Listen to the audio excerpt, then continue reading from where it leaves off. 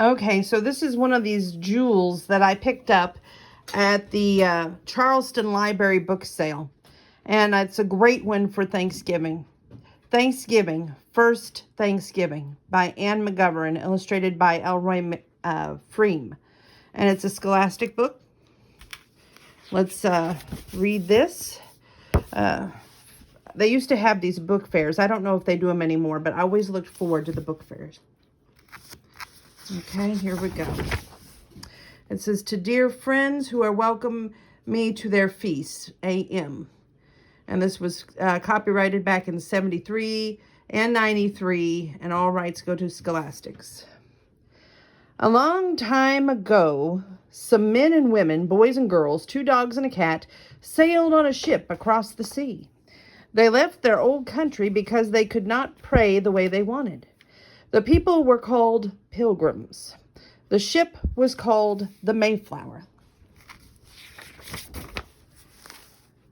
The Mayflower was as big as 2 trucks, but it was not big enough.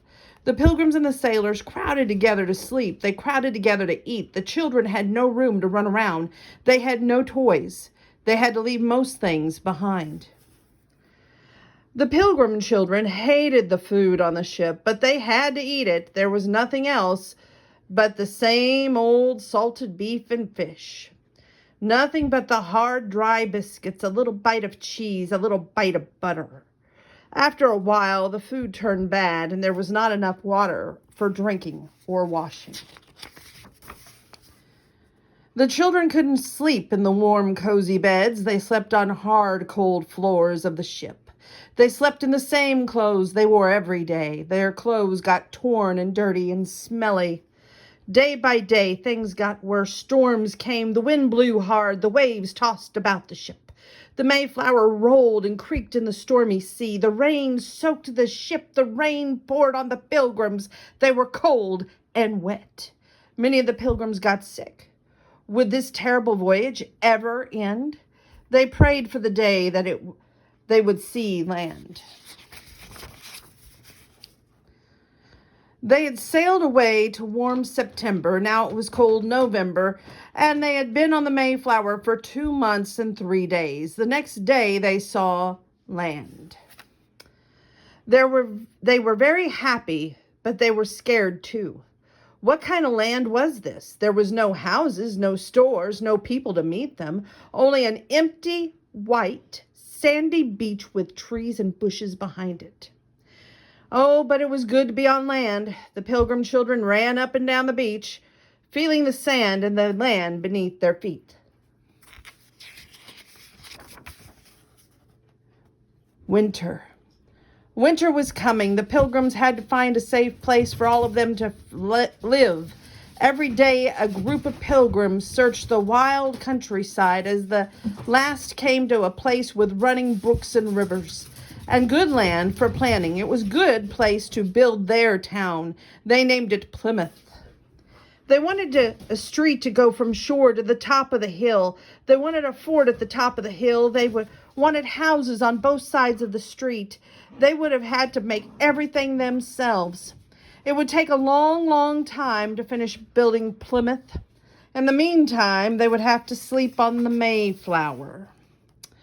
The first winter in Plymouth was terrible for pilgrims. They could not finish building their homes before the snow fell.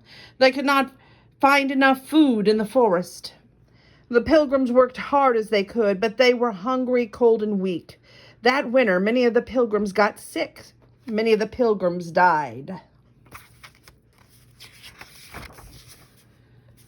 Spring. At last the snow began to melt. Spring was coming. There was so much work to be done.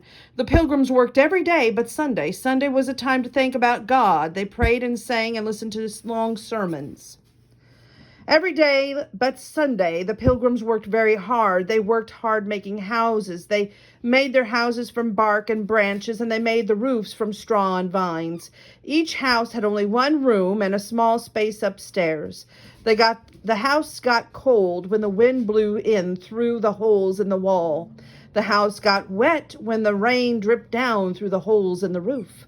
The only heat came from the fire in the fireplace. Sometimes spark flew up the chimneys and set the straw roof on fire. And then everybody ran outside to put the fire out.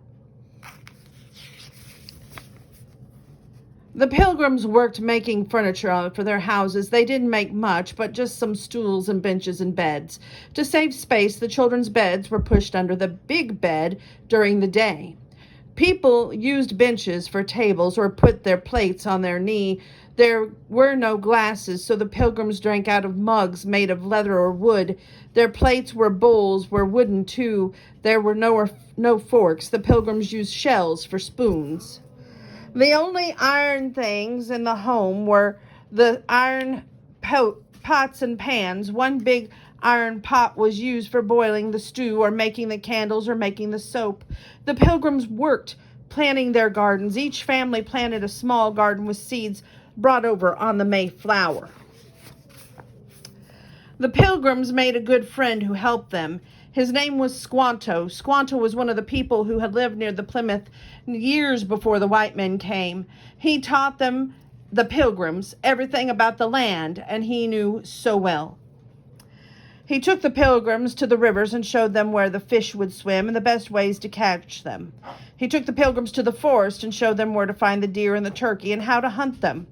He showed the Pilgrims where to plant grew and the ones that were good to eat, and ones that were good for making medicine. And he showed the Pilgrims the best way to plant corn. Squanto lived with the Pilgrims for the rest of his life.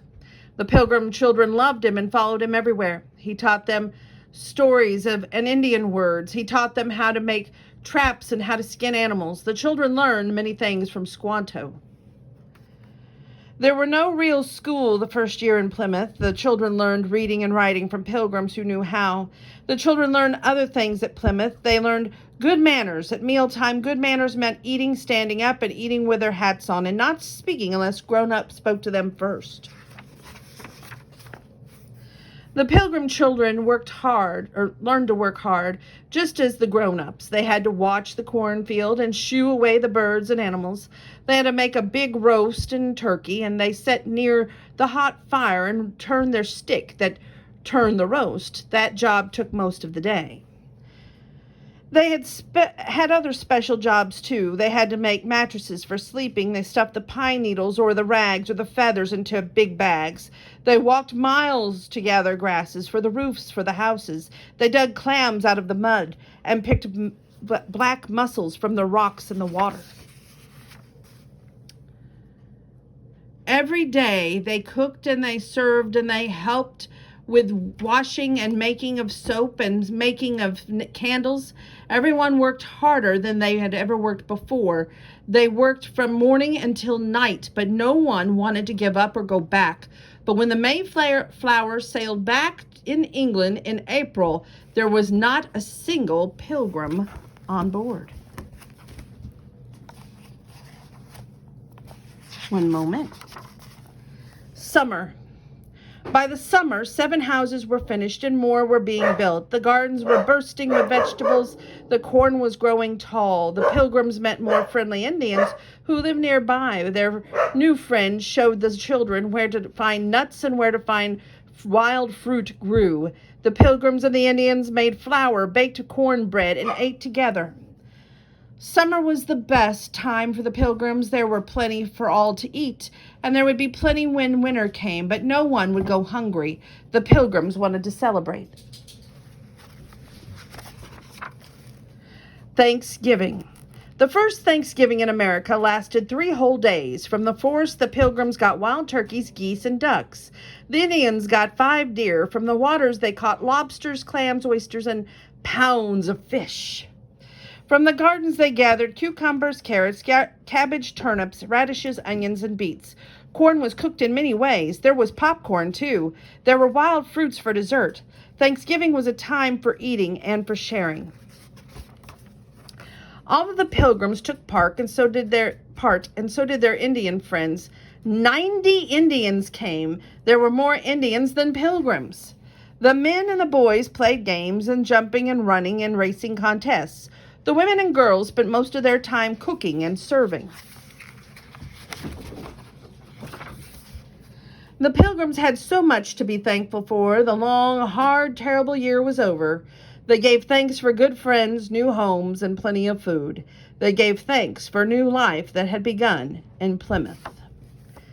And on the back it says, the Pilgrims' first Thanksgiving lasted 3 whole days. Ann McGovern's simple text introduces the children to the struggles of the Pilgrims during their first year at Plymouth Colony and events leading to the historic occasion we celebrate today, Thanksgiving. As always, this book will be in the next book bag headed on its way to the Candy Kitchen.